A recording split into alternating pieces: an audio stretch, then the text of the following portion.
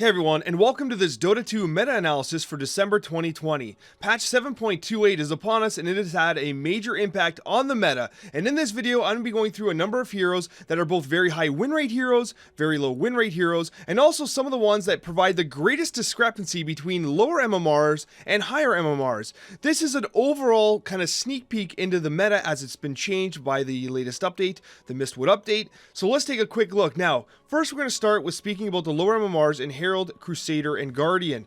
Now, the nice thing about these MMRs is a lot of relatively new players, which this channel tends to cater to, a lot of players are looking for relatively straightforward heroes to begin learning and understanding the meta of Dota 2, which is incredibly complex.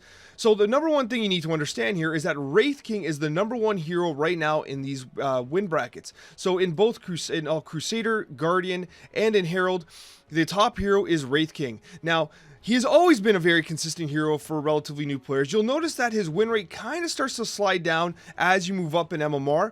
And in fact, once you move to Archon, he's now at, in the 50 range. But what you'll notice is he started at 50 and now in Archon, he's 55. What changed? What changed to keep Wraith King relevant as you move up in skill levels? In fact, you are seeing him being used in higher skill levels as well.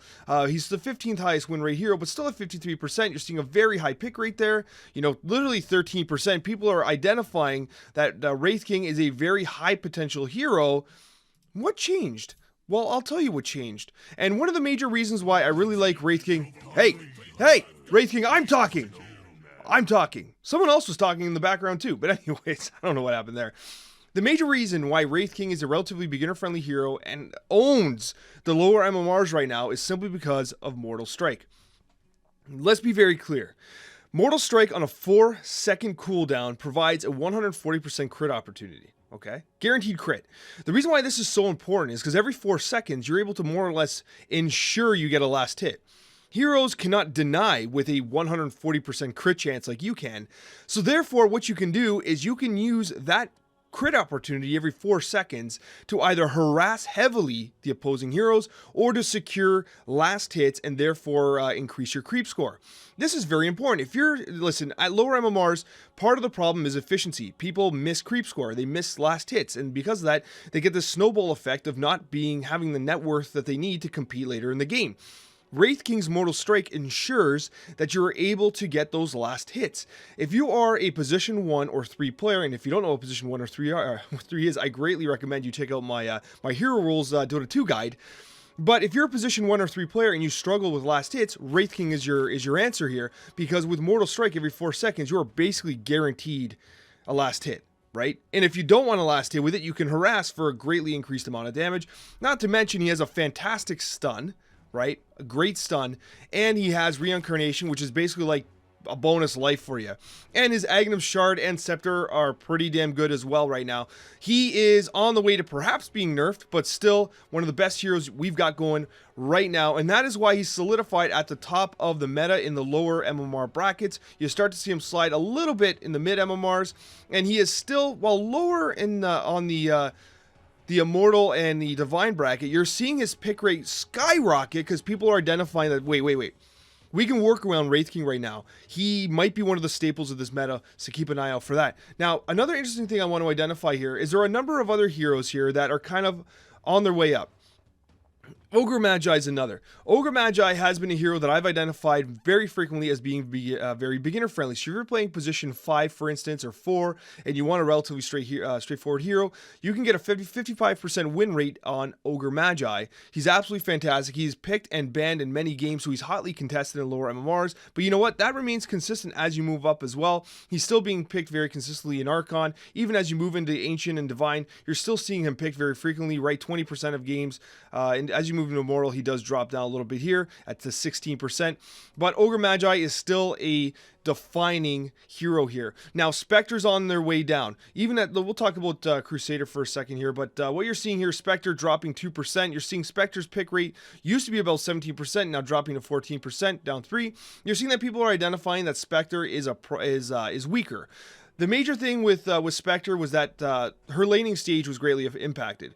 So the latest patch reduced her ability to trade efficiently. It reduced the impact of dispersion late game. It also reduced her attack speed, which reduces her ability to get last hits, which is the exact opposite of what happened to Wraith King. Wraith King is able to secure more last hits. Okay, and a lot of interesting things. At lower MMRs, I want to kind of shed a little bit of warning here. Let's talk about pick rate for a second. So pick rate, who are the most frequently picked heroes? We're talking about Hoodwink, of course. Everyone wants to pick Hoodwink. Let's leave Hoodwink where she is right now. Or he is? What is Hoodwink? Squirrel? I don't know. 45% win rate. Stop picking Hoodwink. Hoodwink was super OP to start. Got nerfed and now is kind of undertuned. Plus, people don't know what they're doing. So when you're looking at lower brackets, right, you're seeing Hoodwink get picked like crazy. You're seeing as higher skill players start to take control of Hoodwink, you're seeing the win rate going up.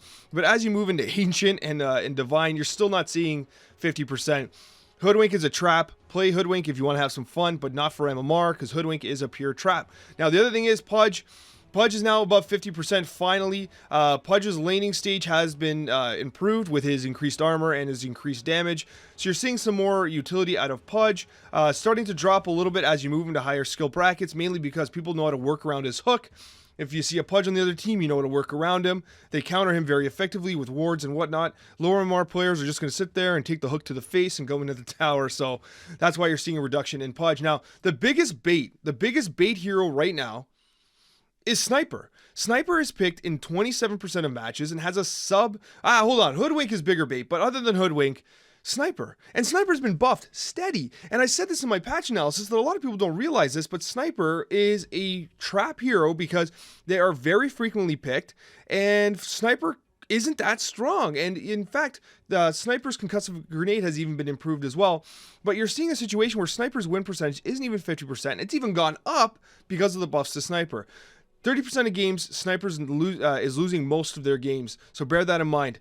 Another hero that has been significantly impacted by the changes is Faceless Void. Faceless Void still has a 20% pick rate, but is now down to 46.9% win rate, mainly because his ability to trade in lane has been impacted. So what you're having here is Faceless Voids are off to slower starts, much like Spectre, right? They're off to slower starts, and it's impacting their ability to compete in the game. Another thing I really want to mention here is that let's talk about some of the lowest win rate heroes that you should be avoiding. So when we talk about kind of like win rate heroes, high win rate, you should be taking these guys, right? Spectre's still doing well at 55% despite being kind of brought down. You know, if you're mid, Zeus, if you're mid, Zeus is the one to go with. Underlord, look at this. Under 4% picked, nearly 55% win rate, criminally underused. Underlord is absolutely fantastic, but OD is absolutely disastrous. Keeper disastrous. Chen disastrous. Templar disastrous. These are all heroes that are completely disastrous at low MMRs. And the reason for this is because, quite frankly, they require a lot of understanding of the game to pilot correctly. Like Chen is a very complex hero. Templar Assassin, you need to really understand Templar Assassin's power spikes in mid, how you can farm effectively with her blades. When she gets Deso, that's when you're hunting and killing type thing. So there's complexity to these heroes that people are not utilizing. But there's a hero that I want to really talk about here, so stay away from these heroes here. And that is, we go right to the top. Who is the number one win rate hero right now in Divine? Is it Wraith King? Is it Spectre? Is it Zeus? Abaddon? No way, it can't be Chaos Knight.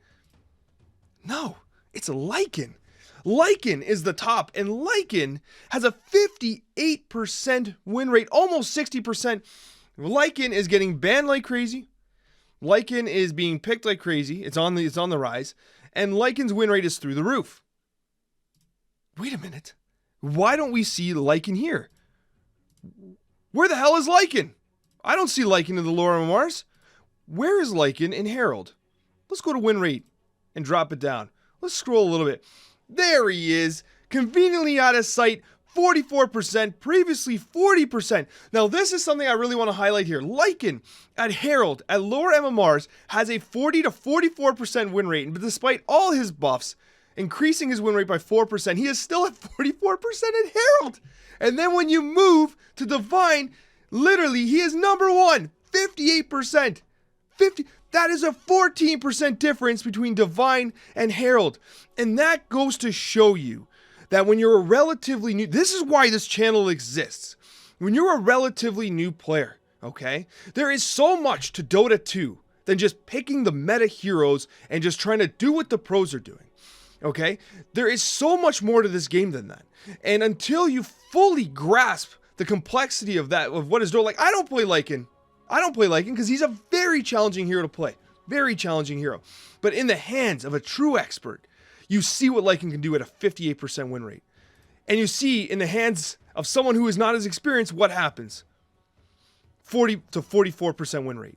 It is truly remarkable the difference that experience can make, and Lycan definitely proves that in these metrics. Okay? Ricky, and I love Ricky. 55% win rate. Where is he here? Where is he at the lower MMRs? Right? 53. Where is he at Herald? Right? 53. He's doing well, but again, you're gaining an extra few percent. He's literally the top 4 in win rate simply by being a high skill player, right? But when I saw those numbers on Lycan, it completely blew my mind. Puck's another perfect example. This Puck at 54%. Where is Puck? I'm going to drop right to the bottom here. Where is Puck here? Where is my boy Puck? Where is he? 54 to 49. So he's not even above 50% in lower MMRs, but he's literally one of the top win rate heroes at high MMRs. When you see a high talent Puck going, man, absolutely incredible play. Top 10, 54%. Okay. Again, these are incredible heroes. So the meta is rapidly changing.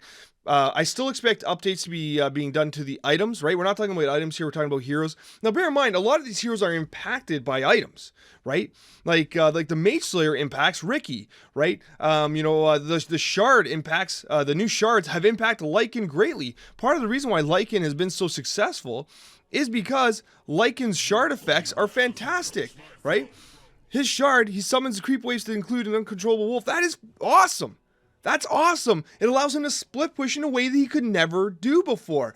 And it's incredible what split pushing can do because it creates a new different dynamic in Dota 2. And yet in lower MMRs, players aren't utilizing those capabilities properly because perhaps they don't have the micromanagement skills. Perhaps they don't know how to set up their hotkeys properly and all those things. So when you see this, you need to identify why Lycan's being doing as good as he is. He's a phenomenal pusher. And at lower MMRs, I'm going to say we don't utilize those things correctly, okay? So anyways, guys, that is the quick snapshot into the MMR here, the kind of the meta here. If you're new to the, I'm going to sum it up here. If you're new to the game, getting started, Wraith King is 100% the way to go. Wraith King will help you to secure kills as a core position 1 and 3. If you are a position 4 or 5 player, the best choice right now is to go with Ogre Magi. Ogre Magi is going to allow you to kind of secure some last hits. He's also extremely tanky, and he's a ton of fun to play with his kind of RNG factor. If you are a position 3 off laner, I do recommend Underlord and Sand King. They are excellent choices right now, especially Underlord. His zoning capability is truly fantastic. He's a great hero, extremely tanky, great carrier of many items like pipes and Vlads and stuff like that. If you are a mid laner, Zeus is the guy to go with right now. Zeus has the highest win rate among lower MMR mids right now. If you're way up there, then my man, you got to go with Clinks in mid, or safe even. You got to go with Lycan. Ricky doing work, my boy Ricky up there, and he's even down a little bit, which is kind of crazy. Visage doing work at higher MMRs, of course, and Nyx Assassin. You know, I'm not a huge believer in Nyx. I understand the Vendetta is amazing, and he's getting picked, but he doesn't have. Nah, he's missing the pushing capability. He's missing a few other things as well, but he's so good though. So good. And MK, a lot of people are talking about MK. MK, I think you're going to see as people sort out the new items, they're going to be rising up as well.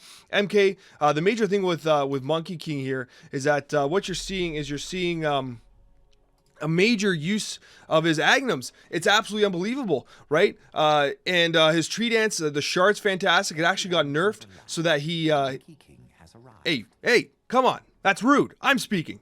But anyways, Tree Dance has actually been nerfed slightly. It used to be 0.3 seconds, now it's 0.4. Whoa. But the cast point's been greatly reduced, so he's able to hop very, very quickly still. And of course, his Scepter is truly fantastic as well. Monkey King is rising as well. Anyways, guys, I hope you guys liked this video. It was a lot of fun to make. If you have any questions, let me know in the comments. We'll be doing more of these as time goes on. Thank you so much for watching, and a very special thank you to all of my wonderful subscribers. We'll see you in the next meta update.